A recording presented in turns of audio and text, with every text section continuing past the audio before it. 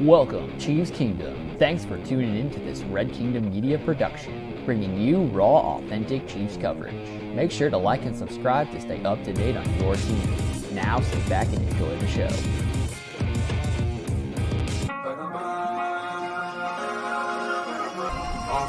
Let's work. Hey.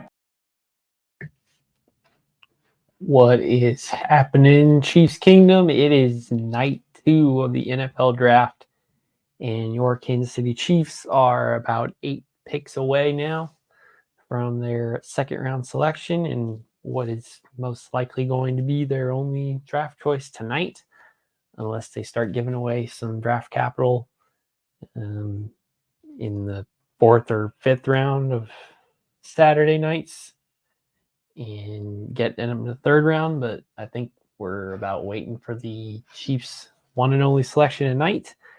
And pick 55 just occurred, and the Miami Dolphins took offensive tackle Patrick Paul out of Houston. And I think a lot of people were hoping that he was going to be possibly the Chiefs pick. So we shall await the next several minutes and if the Chiefs end up going with an offensive tackle. I think a lot of people, and especially the crew in our group chat today, was following along and thinking, oh, defensive tackle would probably be a good spot, and then all the good ones started getting taken. So here we are. Thought the cornerbacks would be good, and those got taken early. And then, of course, everyone was hoping that the Chiefs could just double dip on wide receivers and take a Donnie Mitchell as well. And that didn't happen. Colts took him. And then there's the other parts of Chiefs Kingdom that are emo all the way, and was hoping that Ben Sinnott would end up in Kansas City. And instead he ends up in the nation's capital in Washington at 54. So now we at pick 56. The Dallas Cowboys are on the clock and 2.5 minutes away from their selection. Expect a couple people to join me as well once we get going and the Chiefs selection becomes a certainty. But here I was wondering if we were going to have to start this, I don't know, like 30 minutes or an hour earlier from now, and because they were going to try to get up super high in the 30s or 40s. But obviously Brett Veach likes the spot that he's in the low 50s, upper 60s selection. So we'll see what he sees the value in that area of the draft is. If you're out here in the chat and you want to say what's up, give us your thoughts. If you want to be the Adam Schefter for us tonight and be telling us all the picks before I even get to see it or say it, be my guest. Hopefully we see a couple good scenarios for the Chiefs. I think some of the picks always breaks our heart, right? We think we're in a certain position. So you think a player is in reach and they get taken. So you start thinking, oh, well, saying it was never going to happen and start dreaming of the next scenario. And I think we had all kind of hoped Xavier Worthy would be the pick. And I think we're glad the way it turned out. Not having a 3rd rounder kind of stinks, but maybe it'll allow the Chiefs to regroup after tonight and celebrate their 2 choices and pronounce, those 2 picks around and interview them tomorrow or Saturday. So if anybody's watching and you're going to be at Draft Fest for the season ticket memberships on Saturday at Arrowhead and you want to pop in and say what's up, DM me and we can arrange something and hang out, speak. If you want to be on an episode of a podcast or something like that, totally open for business.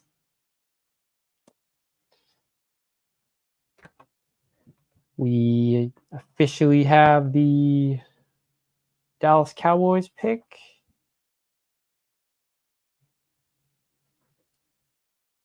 Waiting it out.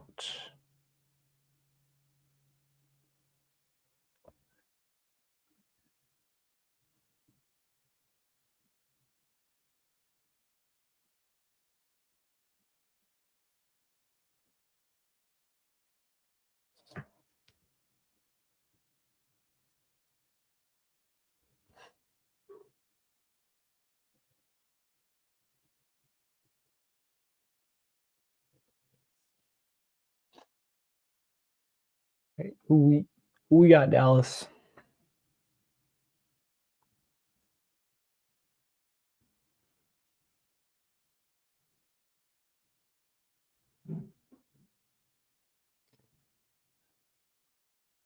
What do you think, Chiefs Kingdom? Are we looking for a tackle here?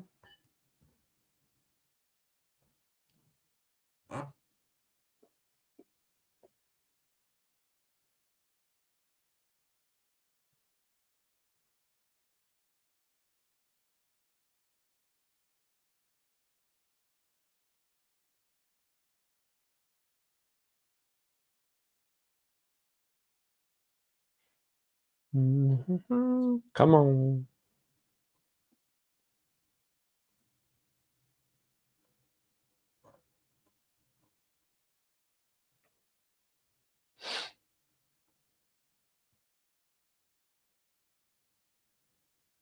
Wheelchair Football League.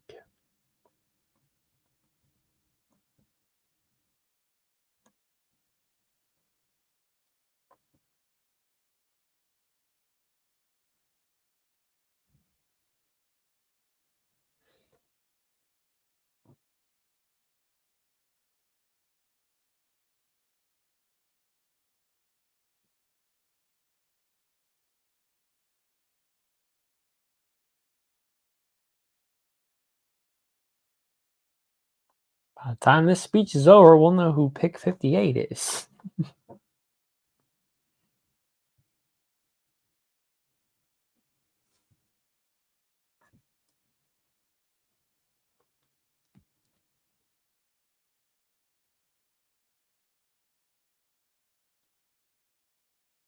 Ooh, Western Michigan. A lot of people liked him too.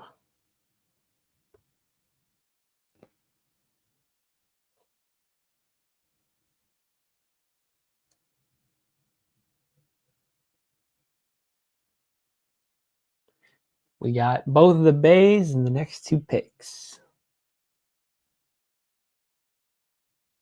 All right, we'll see if Buffalo is open for business again.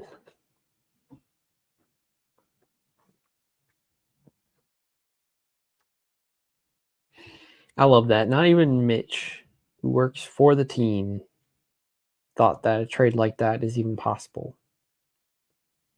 And it's possible. And we'll thank you for it.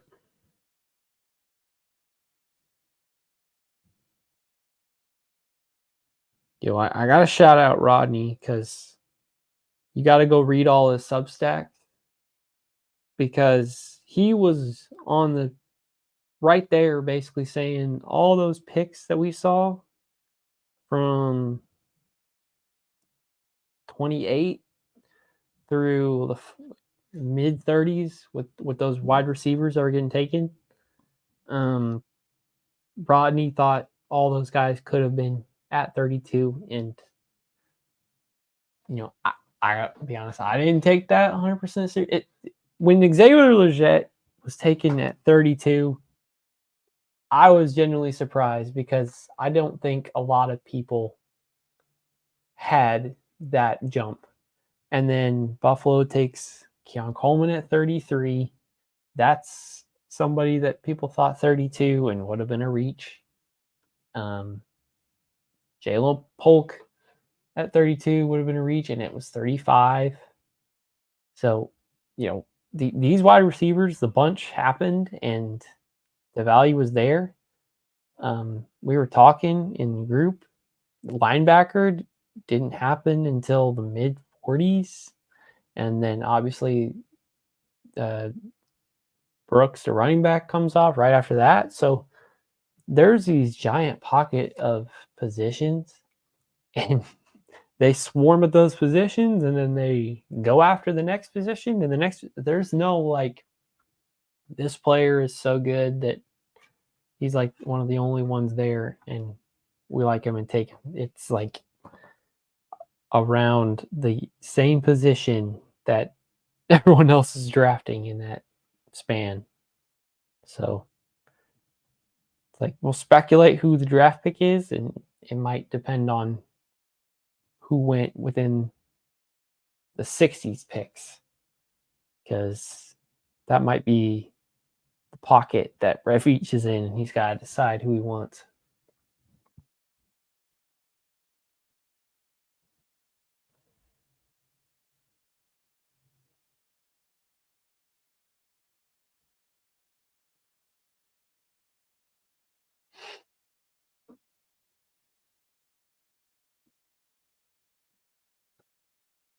Wait for some news. Tampa's pick is in. Do we have a name?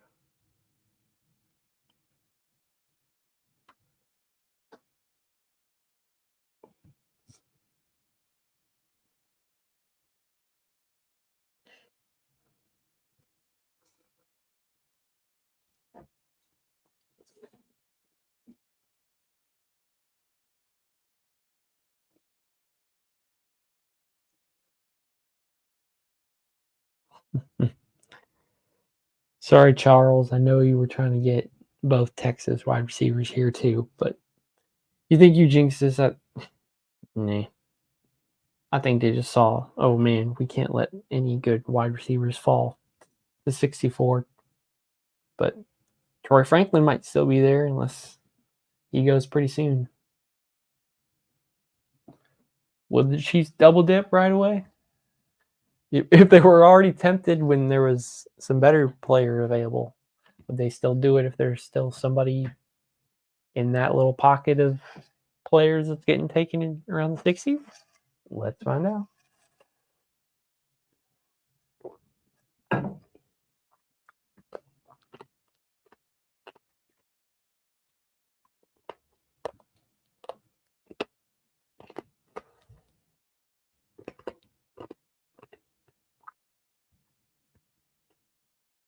Hearing that KC is looking to move up to draft an offensive tackle, says Pretty Ricky. Pretty Ricky, everybody. Do we trust Pretty Ricky?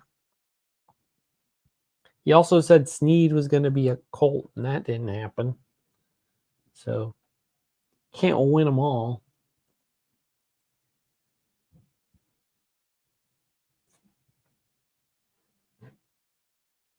Let's go. I am officially not alone anymore. Ladies and gentlemen, welcome into the stage. Daily Dale was popping. It's Friday. And I don't think you're here yet. So give him a second, everybody. Had to give you a fake out real quick.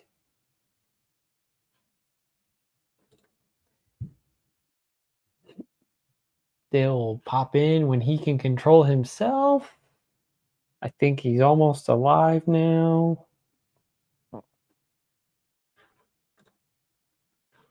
Here we go. Dale, are you there? What's up, man? My head's always turned on. What's up with it, everybody?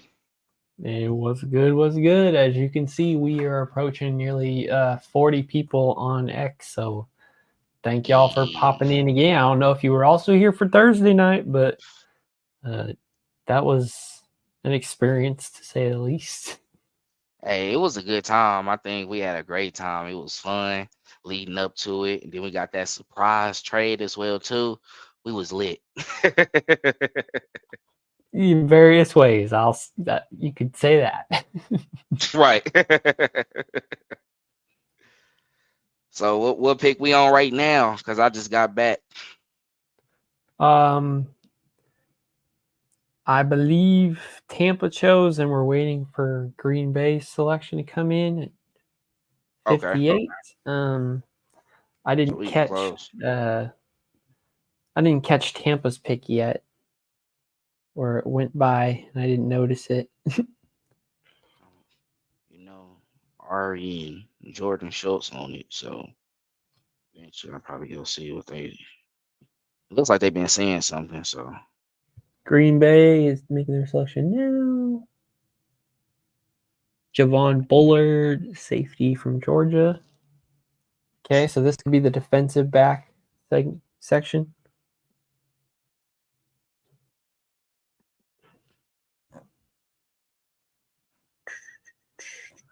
my guy Lad got taken. Oh yeah, I completely forgot him off the list. I was just saying, Rodney was pretty spot on with the amount of receivers that he had that was willing to go at pick 32, and then we see why, because they weren't going to be available by pick 40, honestly, because that was the spot. And I was saying his reaction to Leggett at 32 was so genuine, because I was like, I didn't see anybody else really saying he would go that high. And then Coleman at 33 and Polk at 35. Those are like nearly 32. It's basically the same number if like it was a different draft year almost. Right. It was crazy. I was like, people keep on saying why we didn't get Xavier Leggett. I just saw people call him a midget. Like Worthy. I'm like he's 5 foot. I mean, he's 6 foot, bro. He's just very skinny. Like that's all it is. So honestly, when the Chiefs trade up, typically it works out in their favor. I say that. And it happened in 2022 with Trent McDuffie. So him doing this time, going for Xavier Worthy, I think he was like, we got to recreate what we was doing before, because we didn't build the defense through the draft. And you got those guys for a couple years and you got the same people. I think he's like, okay, really, I got Patrick Mahomes and I have Travis Kelce. We have a running back in Isaiah Pacheco. You just picked up Hollywood. Rashid Rice is hitting stride. Why not go get another guy who is a great route runner, who is very, he's quick, can do a lot. And I know you want to announce that pick. Yeah, Houston just took Blake Fisher, tackle Notre Dame. So Joe Alt's other side tackle. And the Bills were on the clock for like 2 seconds, and they immediately put their pick in. I was going to make a joke that the Chiefs were going to get ready to trade with the Bills again, but the Bills had none of that and took a pick immediately. So the Lions are on the clock. Go ahead and make your point. I'll let you know when we have the Bills selection. All right, bet. But just having him on the outside, just having him within that offense as well too, with the motions and then being able to get down the field as well. They just talked about how he gets out his breaks very quick. So being able to have somebody and looking at the highlights as well too, that's going to be some elite talent you have on that side of the ball with Patrick Mahomes. So I think he's like, let's go ahead and make a overhaul in this position as well too. I went out, got Hollywood. I got this person in the draft. They got 2 receivers like they said we wanted them to do. Now we didn't know if they was going to do it in the draft or if they was going to do it all in free agency. They split it up. We'll see what they do in the second round, but I think most likely they're probably going to go offensive tackle. Probably get somebody to compete with Wanye. It's like we got this developmental piece as well too. Like we're going to build where we're lacking at, and that's what Brett Veach is doing. When I got basically started live, it was 55 and Patrick Paul, and I said I think that was basically everyone's kind of favorite experimental one. So I think that leaves the BYU tackle and the Yale tackle as the only 2 guys that might be here. We can debate whether they're going to be as good as Wanye Morris or have the impact like George Karlaftis or more like a Felix as a backup, and figure out if we're going to be having the same hope for a pick 32 tackle next year. Right.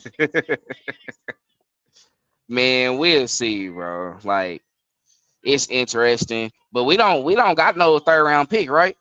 That is correct. And I think the reason why we probably weren't really going to see a trade up is because they still want the possibility of trading up into the third round and then giving up like a fourth or a fifth or a sixth or some combination of those to stop being at the bottom of the fourth or the very like bottom of the fourth to somewhere like very bottom of the third, and you may see that Snead pick come off the board.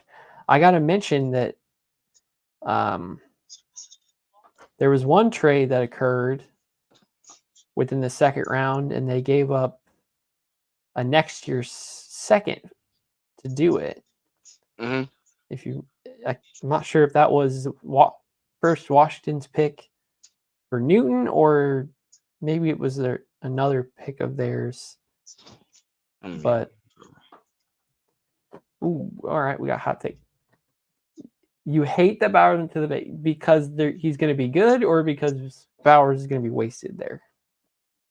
Because they literally drafted Michael Mayer last year, so they're almost trying to build offensive weapons, like they're preparing for their franchise quarterback selection in an early draft.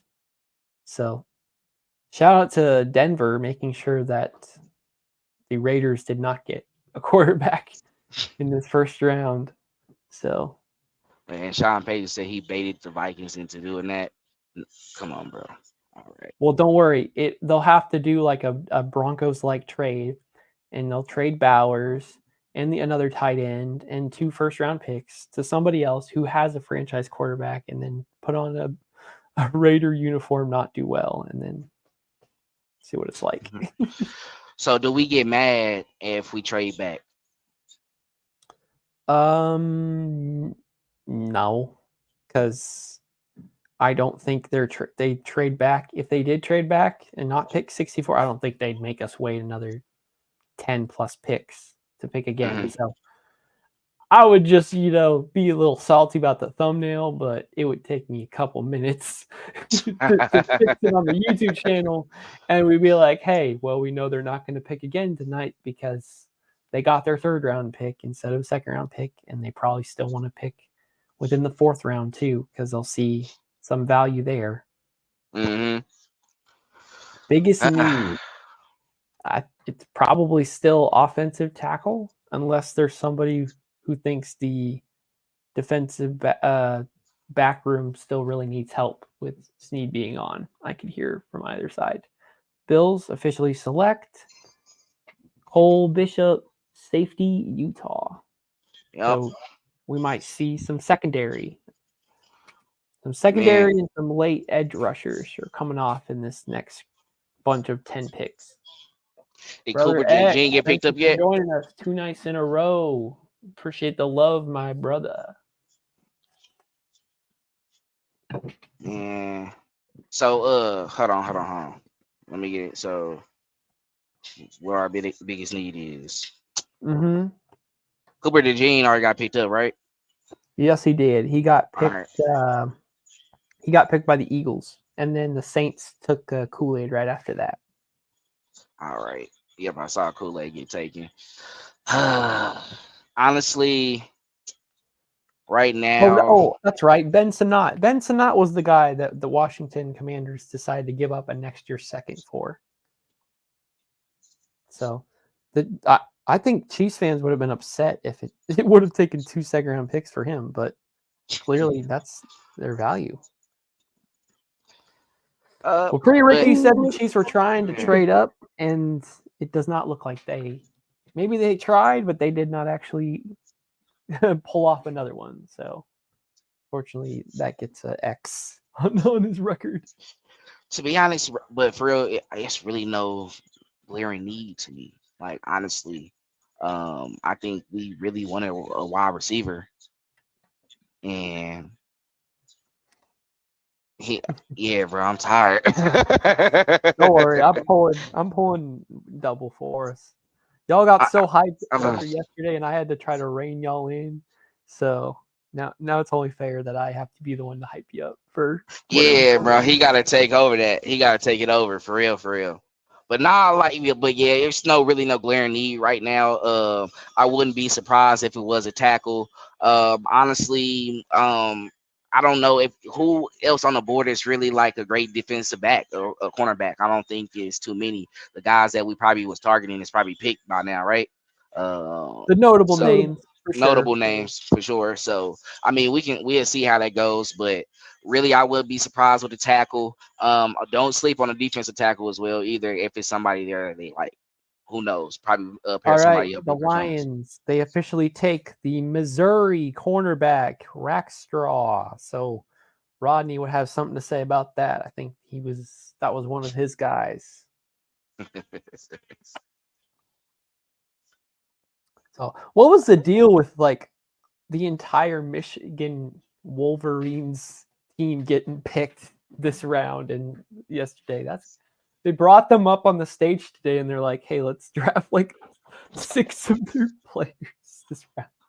Something crazy. Oh, Dre, I'm so sorry. Was Rackstraw your dude as well?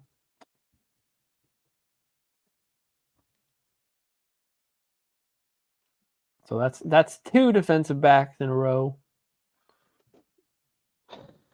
Dale, do you agree that the draft has essentially, instead of just throwing darts at random players, you're picking within pockets of a positional group of players, and then move on to another group, and like all these teams are kind of circling. Yeah, I think they probably focus on a particular group. I think once they start seeing people like drop off, and it's like, oh, I might need to get worried about this person that I might like because really they moved up as like that best available person. Like this team might need it, let me take it. So they people be like, let me get who I want right now. Let me go ahead and get them. And honestly, the Chiefs is in that position where it's like, all right, we can really take the best available off our board. Pretty much we got everything filled. So anybody that's coming in, Brett Veach already said it. He wants people who can come in and play right now. So I'll just say that, if you're following on NFL Tracker, it has the Chiefs' number 1 need is wide receiver. Do you think after last night that can truly be said still? Hold on. Why do they think that? That's what I'm saying. Do you think they just haven't updated it? Because you would have thought just adding that pick alone would be like, all right, need gone. But maybe they still think it's such a big need that they need more than one. I mean, when you look at is it now? This is my thing. Are we doing this because of the Rashee Rice situation? Like, do they think he's gonna be gone longer than possible? Like gone longer than what we actually think? Right. Yeah, assuming because at that point, it really don't make sense why you think he will be gone. Mm-hmm. Like why we would go that way. Right? Like everyone was like, hurry for a wide receiver and for the McCole Hardman draft, but it wasn't because they knew exactly what was going to happen with Tyreek. We got pick number 62. The Baltimore Ravens take Roger Rosengarten, tackle Washington. I just saw that. So that was another guy on Rodney stuff, I think. That's right. His first mock draft, he had him in the 2nd round, and I think a lot of people on radio were telling him they thought that would be too high. So Rodney going 2 for 2 on picks within the 30 of each round. Yeah, so he got it when it comes to that, bro. He know what he's talking about with that. I can always stand that I had the 3 wide receivers going. Hold on, we moved up. We moved up. Did we go ahead? We moved up. No, I think we're just picking at 64. No? Nah, it says Chiefs moving up. All right, so they wanted to jump ahead of the 49ers. What we got against the 49ers, bro? Nothing. Number 1 need for the 49ers shows as cornerback.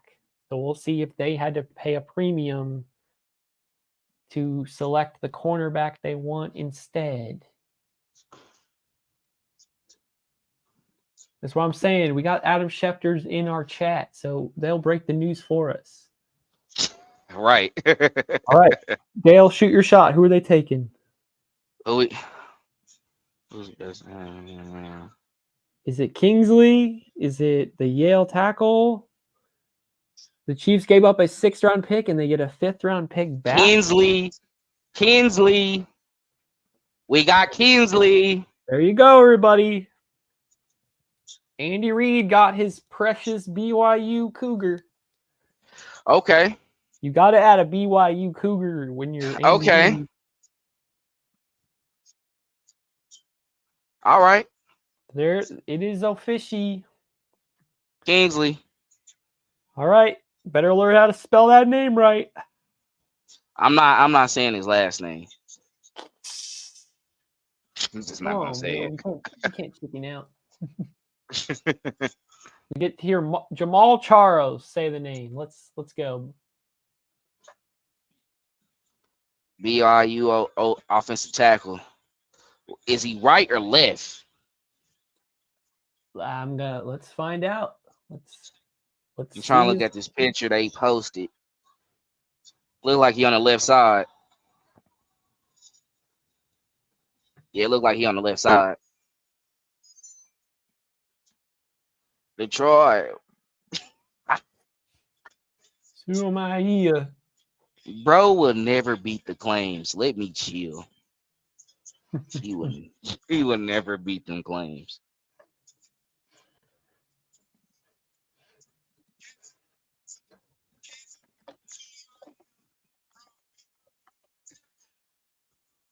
How much of this was Andy Reid's seal of approval?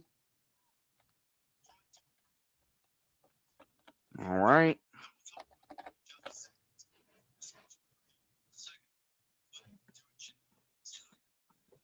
Oh, pick 63 is the Chiefs' official selection of the 2nd round, and they take offensive tackle Kingsley Suamaitea from BYU.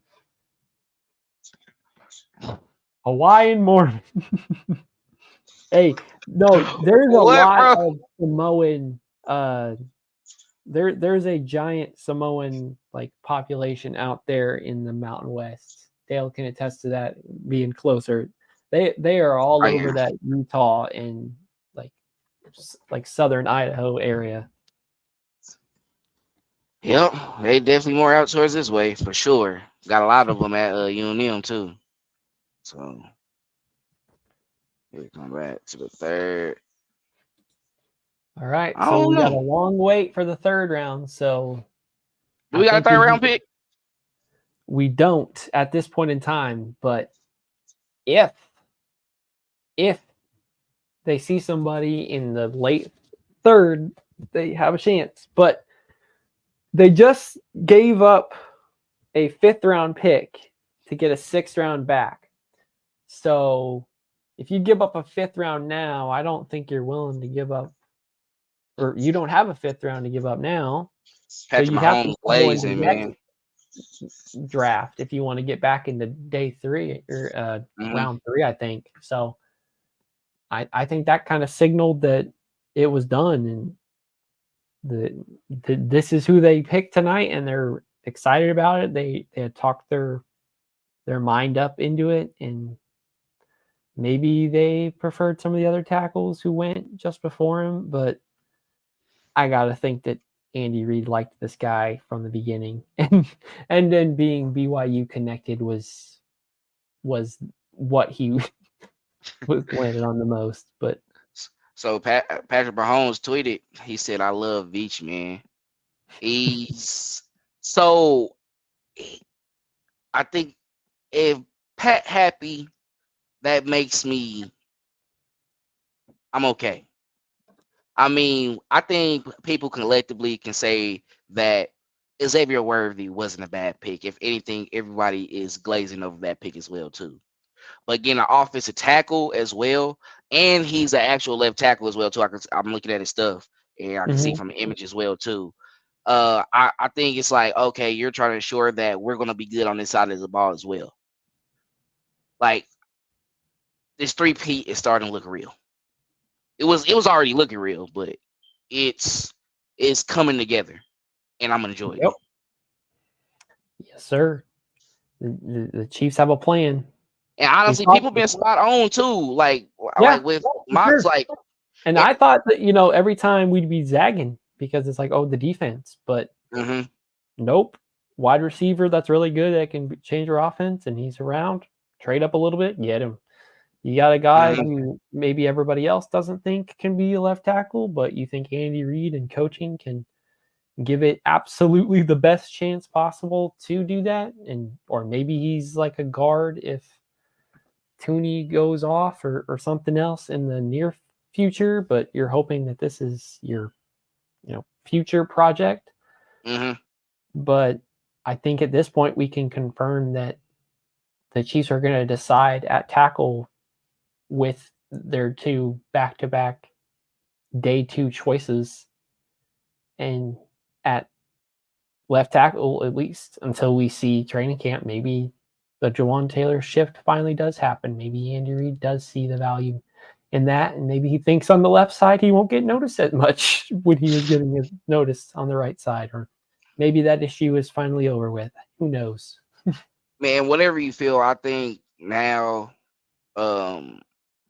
so offensive tackle wise, because I think you were big on if they were to trade up, you wanted to trade up and get like a tackle that could start now. Yeah. So with getting a tackle in the second round at least, and also getting a wide receiver that was in the first round, how do you feel about the tackle position at this point? Do we need to go get a vet still? Because at this point, you're going to be getting guys that is probably not as polished.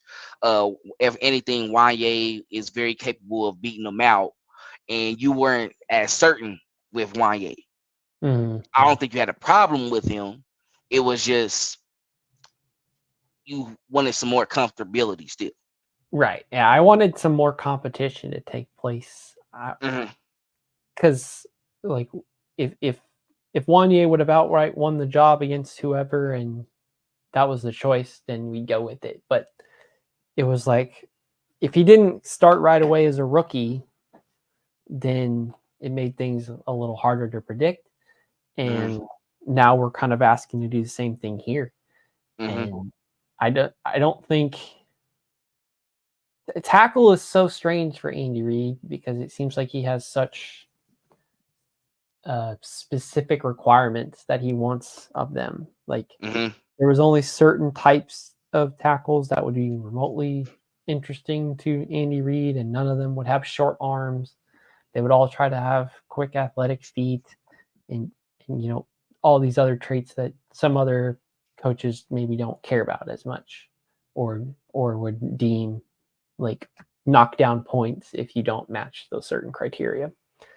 So, and you trade up a little bit, so you're concerned that San Francisco would take him. So there's at least some thought that another team thought he could potentially be a starter. If you're asking me to predict who is the starter at a training camp, I think being the quote unquote veteran on the team, I think they put Wanye there to start with. And unless Kingsley outright beats him, they hold there. And so I guess I feel a little bit better about the situation, but essentially everything's exactly the same. 1 year your starter, and you're still not 100% sure because he got injured. And if he wasn't the day one starter, then there's no clue how long he would have ended up playing for. But like four games or something like that, and then was out. Like Lonnie says it over and over. He wants left tackle to be there, plug and play for as long as possible, and that means as many snaps in a row and starts in a row as possible. So try not to miss any games. Right, and what convinced me though was the hype surrounding him on like the social media a little bit when they made that post saying the rookie stepped up, and they had Rashid Rice and Y.A. Morris mentioned talking about the run. So it's like Do you think this guy is going to be the future at left tackle for Patrick Mahomes? That's why it's like, okay, if you're selling this to me, I can get down with it because really we didn't had guys over there who can be turnstiles at sometimes. We had Orlando Brown, okay, Oh, and we here were we go. able to still be able to get a Super Bowl. And we traded for him. He was young at the time, but he's aging now, right? He's on a 4-year deal, about to be entering his second. And to interrupt that real quick, Dale, Kingsley just turned 21 this year, and I was talking about that. Xavier Worthy turns 21 tomorrow, so that's not a 5-year Age, deal, but it's a 4-year deal. You're giving him a second contract at the age of 25. If he's proven to be a exactly. starting left tackle, you'd give him just underneath what Jawan Taylor got as a outright free agent. Like, I think he'd probably get around the Jordan Mailata number of like 16, and I think be totally fine with that, especially playing under Andy Reid and being from BYU and having that connection and being probably more family oriented. That type of stuff matters more to certain players versus others. And to be honest, for real, I think we might be done for the night.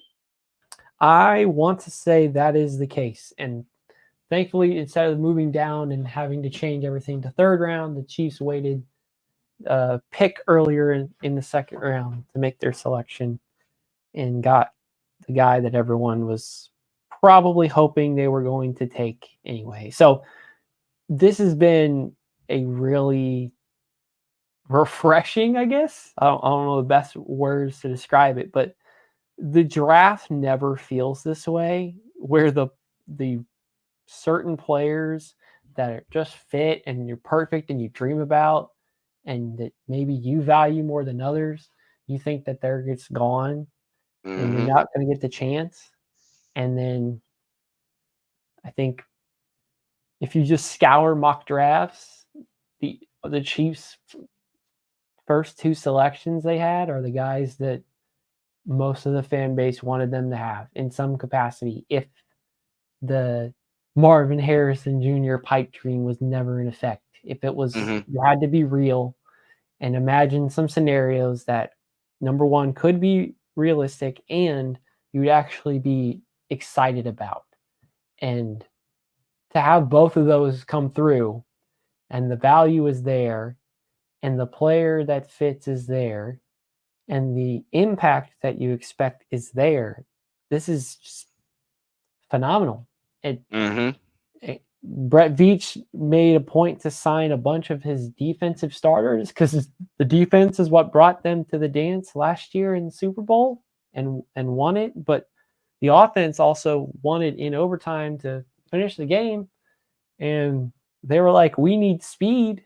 We got the number one speediest guy in the draft. And we need a project offensive tackle. We get one of the biggest guys, and he fits what we like to do.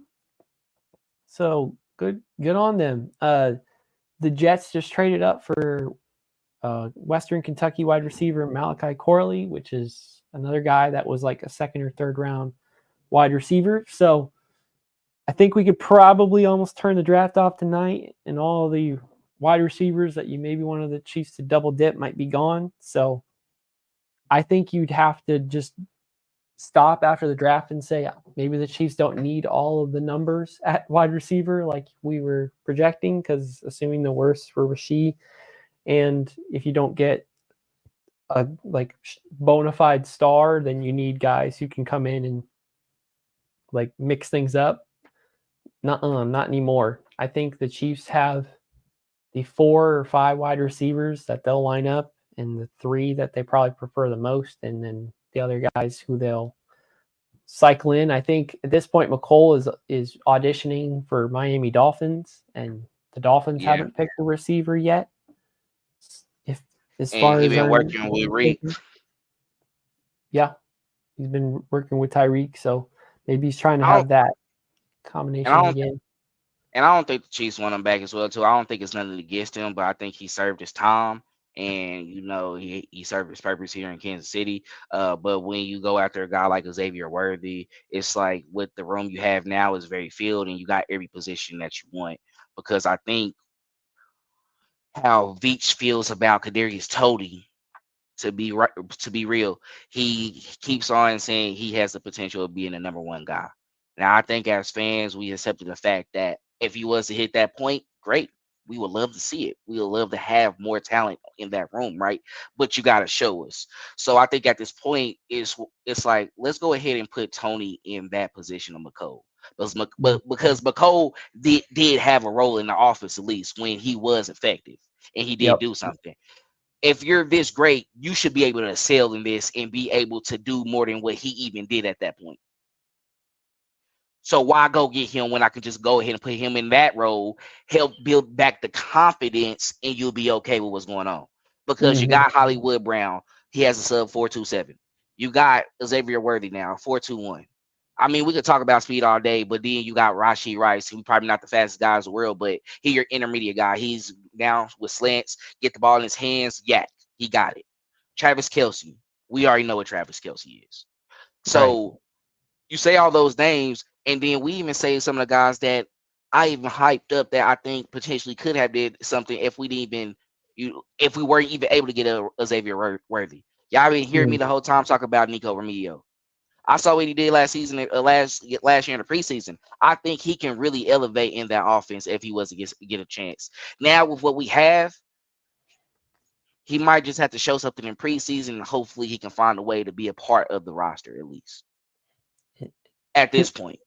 And that's a lot.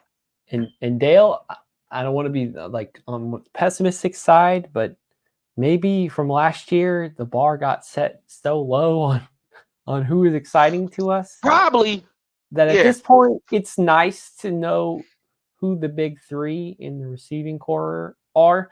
And it's fantastic to go through those names and stop and not even mention Travis Kelce. Travis Kelce becomes the fourth name said on this offense, and that's the greatest thing that could happen to the greatest tight end in NFL right now. Right. The Chiefs knocked it out of the park. Because we came into the season last year talking about we should go 7 receivers. They go 7 receivers. What happened? Barely. We didn't like 6 of them most of the time. And the best one was the rookie who we thought the least would contribute because of what rookies do under Andy Reid's offenses to begin with. Right. So now that was a good point. You're right. Having a big 3, we might go 5 or 6. We'd be content like y'all gonna have to work that. Y'all gonna have to work. Yep. We know who gonna excel in this offense. Now, one of you guys have a chance to come up and show what you have because we don't know how long we're going to be Benson Rice. So what you're going to be doing in that time period. Right. Be that guy that Mahomes went as a 5th option if you can be. When you're out on the field, it's like, oh, these guys are not open. I know I can get it to you. It's like, oh, how can we just, Mr. Reliable. Someone you don't expect, but he comes through. Be ready to, handle that mantle. Mm-hmm. I'm satisfied, honestly. Like if he wasn't in the draft, I might be cool, for real. I'm already living the defense, that's why I'm not tripping as much. Like we locked down train cool. So we've loved on Xavier Worthy. So now it's your turn. What do you officially think of the 63rd overall choice, Kingsley? Gotta look more up about him, but seeing that the Chiefs moved up and traded for him, just getting a tackle, I think that was right. That was the right thing to do for the roster. Knowing that we need more depth at that position anyway, and someone who can be able to compete, I think with Patrick reaction as well too, it's showing that he's ready to have consistency on that left side. He was fine with going ahead and getting a veteran for that year because at the end of the day, you're trying to win. And if this guy's going to come in now, he can help for this year. Okay. I think Beach was at the point he felt like he was in position now to be able to like, okay, I can make a couple moves. The guys that I wanted to fall fell in the right place where I can go up. Pat, I think what I was looking at value-wise at our spots anyway, these guys will be great coming in. And you will be able to do what you can with them. And now just know like, okay, I can just focus on Wanye and this guy competing, Tooney there, Creed, Trey Smith, and Taylor. All right, let's see what y'all do in camp. Who's going to be able to hold up in the preseason? Because who knows? They might have it to where they alternate games where they want to see one of those guys actually start at the position, see how they hold up. And Mhm. from there, they're gonna pick who they want to start. And it's only 3 games in the preseason now. Somebody gonna have to show up and show out. But Kingsley, it was a great pick in my opinion for where we got it at with the value. I think it made sense, and he was, like I said, everybody board was somewhat accurate. We knew we wanted to go with these guys in those particular rounds. They did it. Yeah. So getting him, fine. I think if it made sense, great. I'll take it. Do you think are you projecting him to be a starter, or do you think it's still one No, to I'm rocking with Wanye. I've been rocking with Wanye since from the past episode, so I ain't gonna give up on him right now. But hey, if the rookie beat him out, I'm a Chiefs fan. If it makes sense for the team, it is what it is. Do you think that the draft is almost another game in a way where This is a if you GM's game. if you want tackles, right? If you're wanting tackles, there's only two that can start. It's not like wide receiver where you can have one come in. If you're not the starting tackle, you're not playing, period. Hmm. Hmm. Felix got to play a little bit, but if he was the starting end, he'd be in all the time. But the Chiefs had starters and continue to have the same starters in the same positions this season. So not sure if he'll take this step and become a starter himself. But if you're saying a second, like Xavier Worthy is expected to be a day one starter, he's going to start as one of the wide receiver spots, but that's because there's 3 or 4 available spots at any given time. There's only 2 tackles on the field. Jawan Taylor is for sure one of them. Hmm. So if you're taking a selection of a tackle, you have to be like almost positive that they're going to be starting, and that's the trouble. Like the 3rd round pick from last year is debatably the starter, and we just saw a 2nd round tackle go off the board, and we don't think that he might be the starter. So I mean, what It's does that say about the value of a tackle in position and where you have to acquire one to truly feel comfortable as a starter with one? Now I know this might sound completely different, but it can be iffy in this situation because we gotta remember Trey Smith. He was 6th round. He ended up beating out a guy. I mean, well, I think was that Cal Long who ended up being injured, but once Trey Smith was in there, was a dog, wasn't letting that go at all. That's what it was. I think in this situation with Kingsley, I understand what you're saying with Xavier Worthy coming in right now and being a starter, but we gotta look at the game as well too. We need weapons on the offense, right? So if you're a guy who is a skill position, even the guys who are getting picked up now as wide receivers who was in the 2nd round, they're expected to go in and play early. Like that's automatic. Now with your linemen, the guys who come out in the 1st round, those guys are day one starters. When you start getting to the 2nd round, let's be honest, every 1st rounder is not a hit, right? So you're taking the guess either way it goes. I So mean, I we I went was through that trade, like the trivia mhm, quiz and stuff, and other mhm, than some of the picks traded for Patrick Mahomes, it happened several times where the Chiefs gave up their late mhm, 1st round pick for a player they thought would be a starter because maybe mhm. they didn't think that late 20s or 30 pick would be a starter. So the That's Felix is the antithesis of that, and Clyde is kind of an in between because the Chiefs needed a running back and they thought he was good that's enough all at it was. 32s, and it was a perfect fit regardless of what the value said.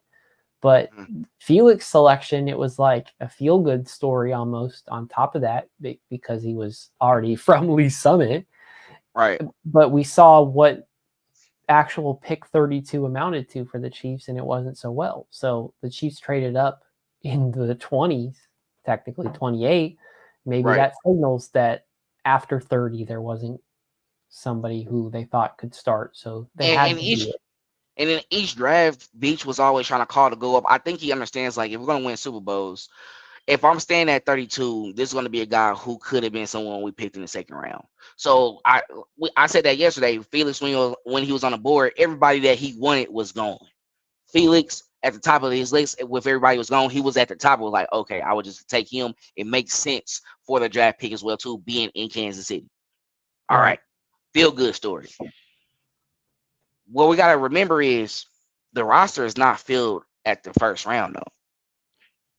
when it goes to the second through the seventh, those are the guys where you start to see multiple picks that's coming in. You're filling with the roster because these guys could potentially beat some guys out, and or they're going to be on a depth chart. So at the end of the day, it is important still.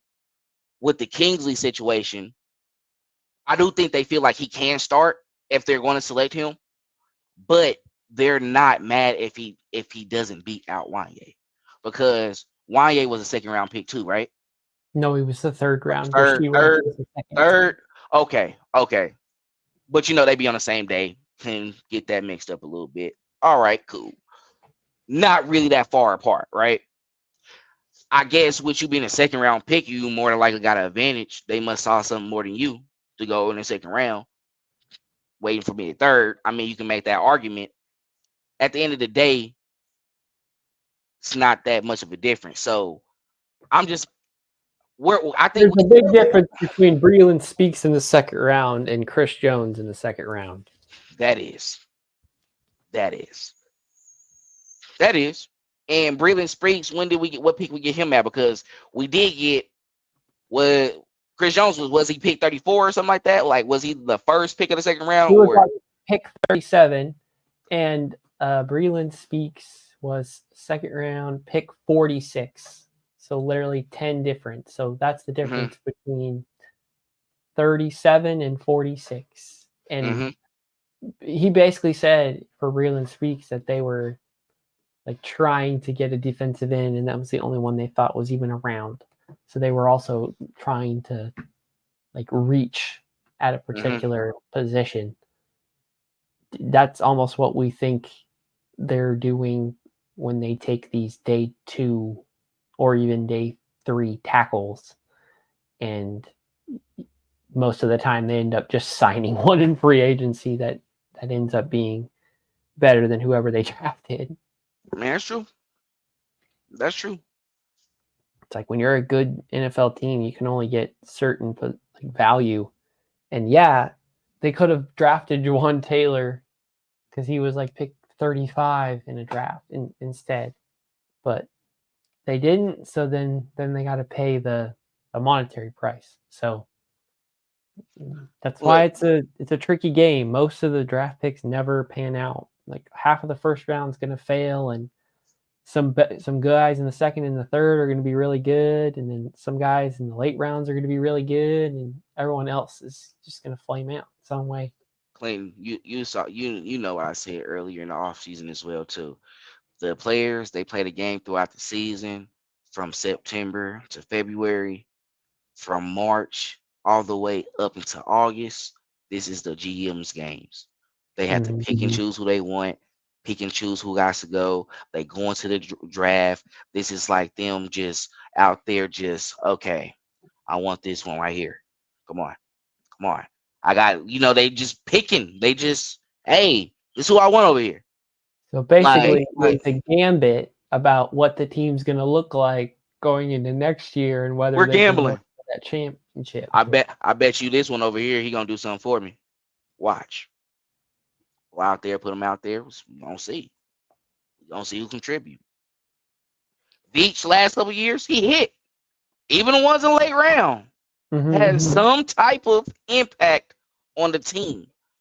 So man, with what's going on right now, I think right now we're okay because we got past. I feel like the first round people are just like, all right, this year Beach actually did what we want. Each year they kept on saying when she's gonna get a wide receiver, especially after losing Tyreek Hill.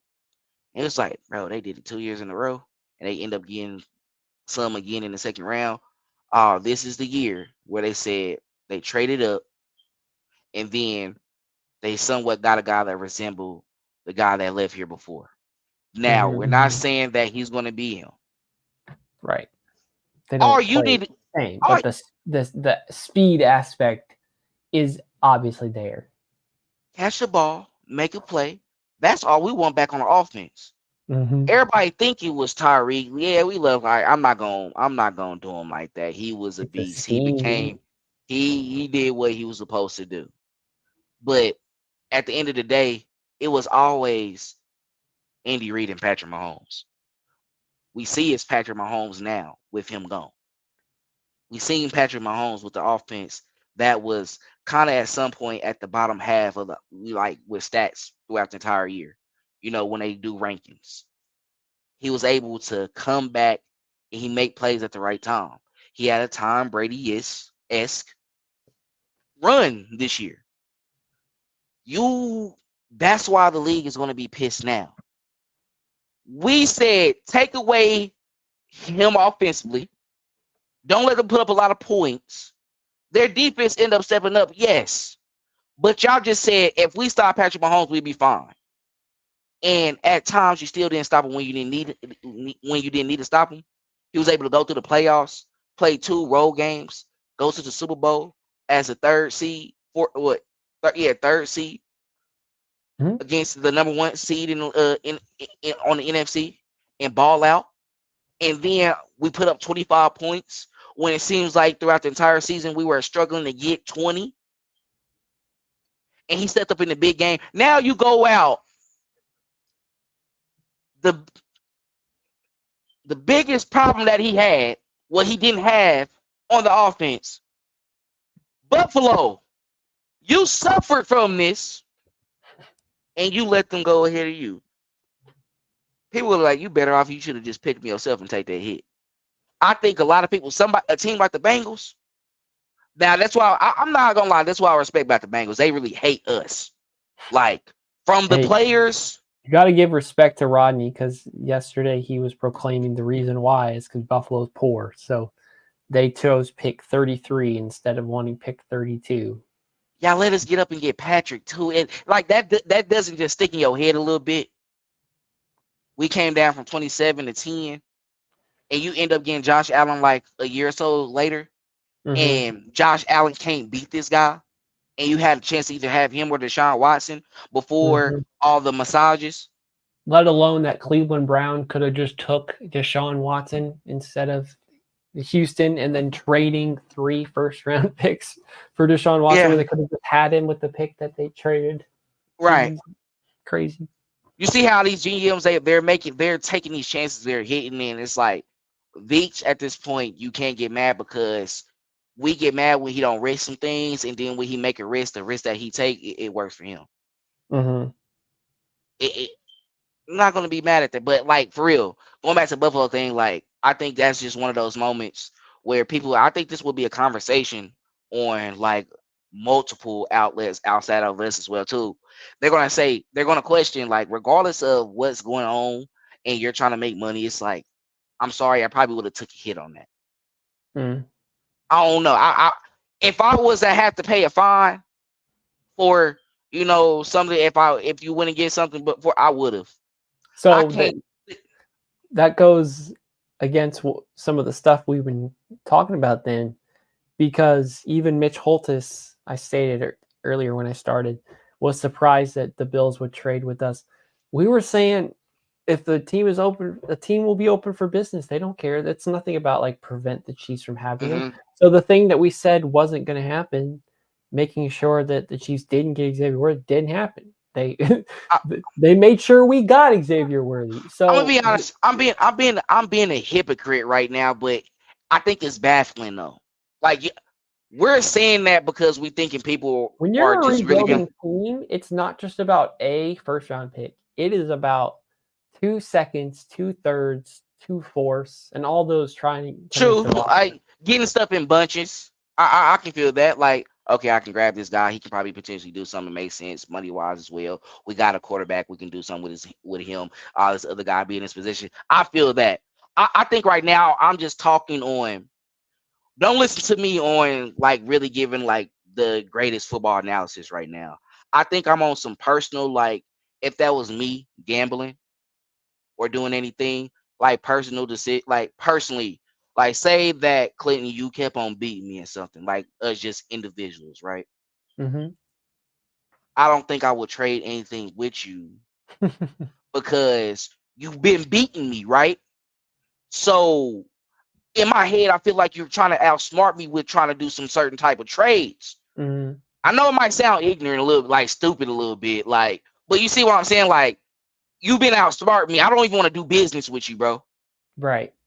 We did business before you got me. I don't want to get got again. That be my mindset sometimes. So I'm really just thinking on that.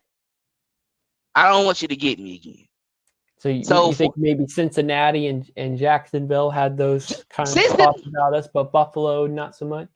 Jacksonville, they got to do what they can. Right now, what they have going on, they had one of the sloppiest seasons. I think that right now they're just trying to put themselves back in a position because they got their first round quarterback. They got Trevor Lawrence. They're trying to make him succeed. I think they want him just to succeed. Get him guys, and he'll be able to succeed. Let's try. I think what a lot of GMs who are doing, who are having success now, who's building these teams who are being good, they're trying to make these college quarterbacks come into the NFL comfortable. In my home, like Andy made it comfortable for Pat, his transition. And I know your skill set, I know what you can do, but I am going to try to hide some of your weaknesses, but I'm definitely going to elevate your strengths. And I think that's what they want to do with him. With Cincinnati, with the season that they even had the best of us, and it wasn't even the best season for them, and them going to the Super Bowl, I think they're like, no, we went and failed. We don't like them at all. Our players don't like them. The mayor's talking stuff. I think they're embodying like, we're not doing business with you. You're really like, we don't like you at all, for real.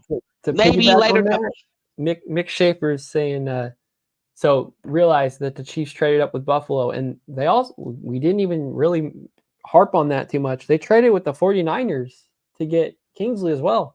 So they traded with two playoff teams that they beat last year to go up a little higher for their selections. So they're only the Dolphins and the Ravens away from hitting for the playoff opponent trade cycle. See, with the 49ers, I be telling people I'm not really like against see, with the 49ers, I'm not really against them with them being a conference opponent. I know people you beat them in the Super Bowl twice, Dale. If that's not enough for a team to hate them, what is?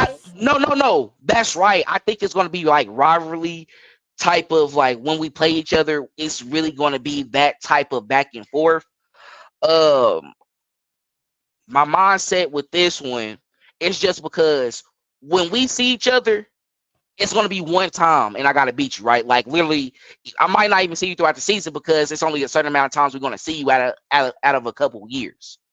Oh, so no, they're playing each other. If you're first round, if you're your conference winner, but that's for the AFC. But you're more than likely to play the very good NFC teams besides just a revolving division. So you may play those teams even if the division isn't getting played against. But I think that's what that extra game as well too. When it was just like the 16 that they were playing, for sure you would. That's why we always saw Cincy for the next couple of years. We always saw Buffalo for the next couple of years. I think with your conference, if they win a division, you got to play them the next year regardless. I think with the NFC, it might be a time where you can play them twice, but it's supposed to cycle where you play a certain division. But I think it is like a random NFC team or so that they select, and depending probably on the matchup and how the game went previously, they probably want to put it on the schedule again. Want to try to randomize that, right? That's how I'm looking at it.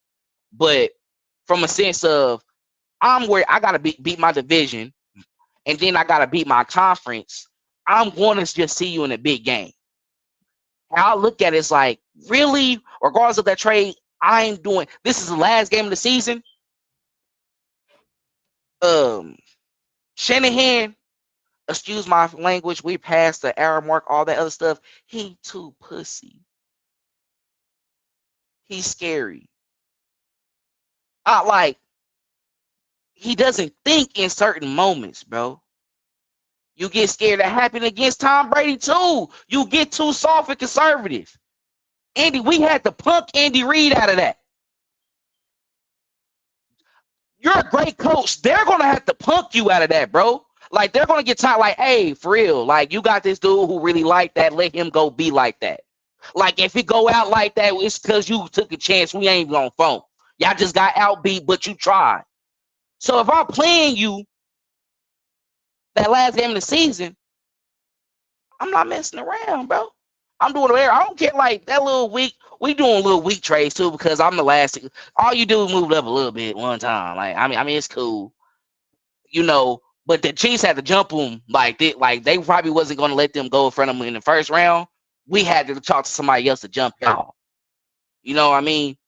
With this one, it's probably the second round. It was like, we gonna get who we want anyway.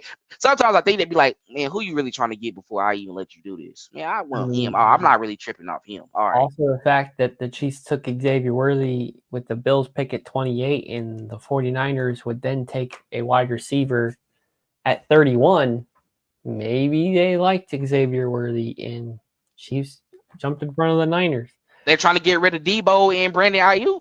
But maybe if they did that, if that's the case, why would the 49ers be willing to let the Chiefs take a pick from him unless they weren't going to take that offensive tackle? I mean, the way you always hear these, like, you need to come up one or a couple spot trades is like a team who's making the pick says, we're bluffing that we're going to take the guy that you want. So trade up and we'll figure out which random spot, random swap trade picks you want. We work out, and then you can have the guy you actually want, right? Mm-hmm. The Mitch Trubisky effect. 49ers were never going to take Mitch Trubisky, but they punked the Bears to make them think they were, and the Bears gave up a lot of mid-round draft picks that they could have used to build around Mitch Trubisky, GM game. They didn't get to. So the 49ers played that, but that's the game we was talking about, right? The GM game. They want to make you do some stuff that you don't really want to do. I baited you. Sean Payton just said that earlier. Now, we don't know how true it is, but he said he baited the Vikings to go up for J.J. McCarthy, and they really wanted Bo Nix. Okay, I mean, that might be true, but at the same time, like, that's what they're supposed to do, because I want to get you out of, like, what I'm about to do really worries you that much. I'm going to see how far you go. You can want you don't even know who I'm all you want, but if you don't have him on the board to select and you're not there, you can't say that you wanted Patrick Mahomes so bad and you were definitely going to take him instead. You would have had to do a trade, and you would have thought that Buffalo would be like, sure, we'll take your mid-round picks before we trade with the Chiefs again. But if you were New Orleans then, wouldn't you be giving up an additional first-round pick even just to go up a couple spots because you want that quarterback? Quarterbacks are worth more and you pay more for it. They just let Bo Nix fall to them at 12. Were they going to be on the Michael Penix train? Man, that Michael Penix stuff, that's still going. Kirk Cousins is hot. And the fact that he was not told that was going to happen is such a strange thing. Like, they said it worked so well against Aaron Rodgers. Let's do it to Kirk Cousins. And they said the owner was very big on that as well too. Like, very, like, I want him. I'm thinking he's saying, Kirk, anything you do, you screw up. Once it happened and he comes in and he does that, it's over for you. Now, why would you give him a 4-year deal worth $180 million? I don't know. Doesn't make complete sense to me. But I would have been fine with that pick if you didn't go get Kirk Cousins. And you said, Chiefs draftee Kingsley talking with Andy Reid. It felt like home. It felt like talking with one of my uncles. What I say about that family atmosphere? Talking with one of my uncles, though. Dale can attest more to bloodlines and the love they have for each other. Man, like, really, like, he won. He's the one. There you go. Don't. Hey, he come in and he act like a chief. He can get the tribal chief title. There you go. Nah, man, that's what's up, bro. Yep, I think we've officially gone over about any storyline we could think of. We double upped on our Xavier Worthy hype, and we talked a little bit about the Kingsley trade. We don't think we're going to be back here for a third rounder, but obviously we're watching the draft.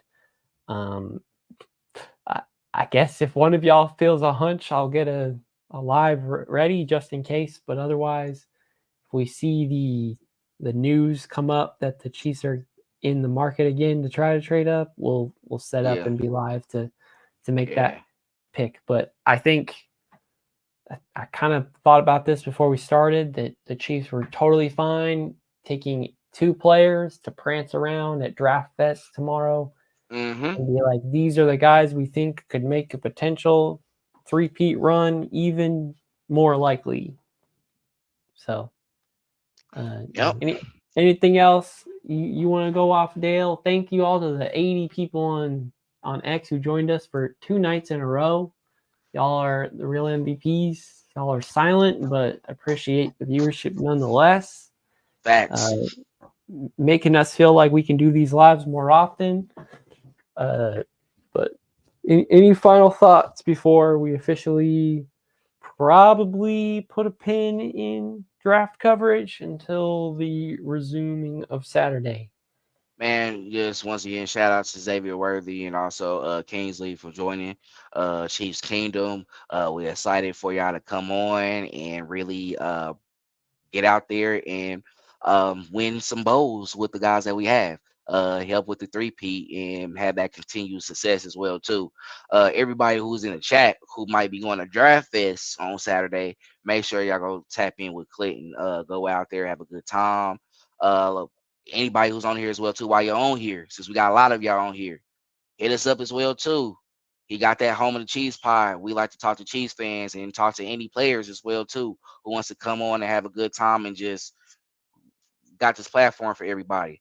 But throughout the entire draft, the rest of it as well, we're definitely going to be on Twitter posting about it and, getting excited about it that as well too. And of course, we're going to have something come up right after, with the upcoming week. We still got Gridiron Gambit. So once everything conclude, you get the full draft reaction after that. And that'll be probably a video we put up on YouTube. So go subscribe. Go follow us on all social media platforms at Red Kingdom Media and subscribe to our YouTube page. Make sure you click that notification bell as well too. That way, any video that comes up, it comes straight to your phone. And then also, I already said it. Yeah, if y'all on Twitter right now, y'all more than likely follow us. If you're not, follow us as well, because we like to interact with everybody, have a good time. We all love the Chiefs like y'all love the Chiefs, and we're passionate about it. So subscribe to our Substack as well. We put out our daily newsletter Monday through Friday. Dale and I are both committing ourselves to a draft write-up.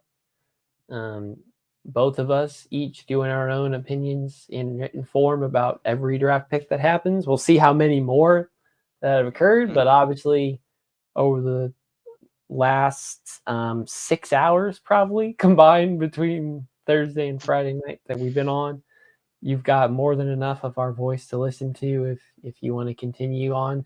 But if you want to hear some stuff before the draft was official, we've got a couple videos on our podcast feed that you can go check out. We got a TikTok. We got all the short form content places. If you're following us and you see those and you like those, give us a like and let us know that you want us to keep going. But let's see if we end up coming back. But I think this might be the end of our hangout here in Chiefs Kingdom tonight. So on behalf of myself and the entire crew, thank you all for joining us. I hope you had a great evening. I hope you enjoy the rest of the draft. Hope you enjoy that. God bless each and every one of you. And as always, let's go. Chiefs! Thanks for checking out this update straight from the heart of Chiefs Kingdom. We appreciate your passion, so please leave a like and follow us wherever you tune in from. See you next tailgate, your trusted source for all things Chiefs. Red